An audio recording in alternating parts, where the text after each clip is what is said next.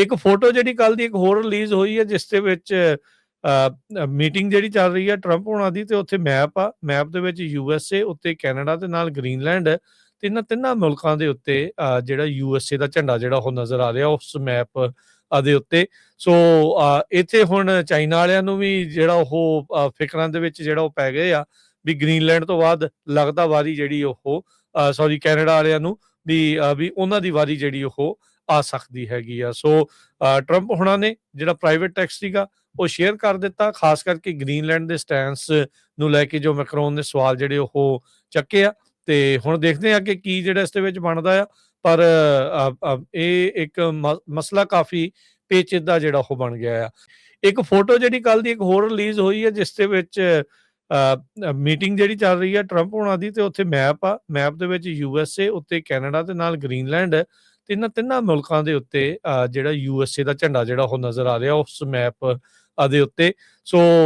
ਇੱਥੇ ਹੁਣ ਚਾਈਨਾ ਵਾਲਿਆਂ ਨੂੰ ਵੀ ਜਿਹੜਾ ਉਹ ਫਿਕਰਾਂ ਦੇ ਵਿੱਚ ਜਿਹੜਾ ਉਹ ਪੈ ਗਏ ਆ ਵੀ ਗ੍ਰੀਨਲੈਂਡ ਤੋਂ ਬਾਅਦ ਲੱਗਦਾ ਵਾਰੀ ਜਿਹੜੀ ਉਹ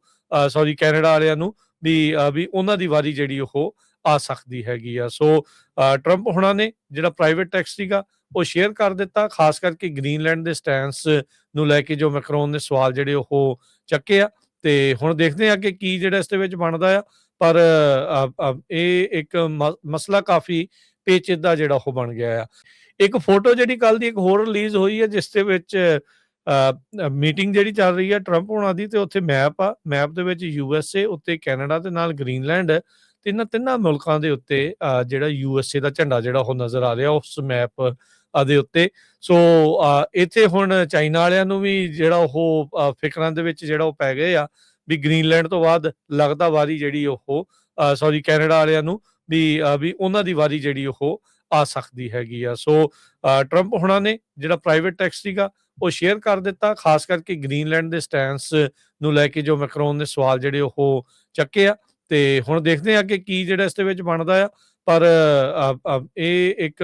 ਮਸਲਾ ਕਾਫੀ ਪੇਚੀਦਾ ਜਿਹੜਾ ਉਹ ਬਣ ਗਿਆ ਆ।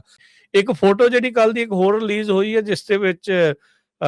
ਮੀਟਿੰਗ ਜਿਹੜੀ ਚੱਲ ਰਹੀ ਹੈ ਟਰੰਪ ਹੋਣਾਂ ਦੀ ਤੇ ਉੱਥੇ ਮੈਪ ਆ, ਮੈਪ ਦੇ ਵਿੱਚ USA ਉੱਤੇ ਕੈਨੇਡਾ ਤੇ ਨਾਲ ਗ੍ਰੀਨਲੈਂਡ ਤੇ ਇਹਨਾਂ ਤਿੰਨਾਂ ਮੁਲਕਾਂ ਦੇ ਉੱਤੇ ਜਿਹੜਾ USA ਦਾ ਝੰਡਾ ਜਿਹੜਾ ਉਹ ਨਜ਼ਰ ਆ ਰਿਹਾ ਉਸ ਮੈਪ ਦੇ ਉੱਤੇ। ਸੋ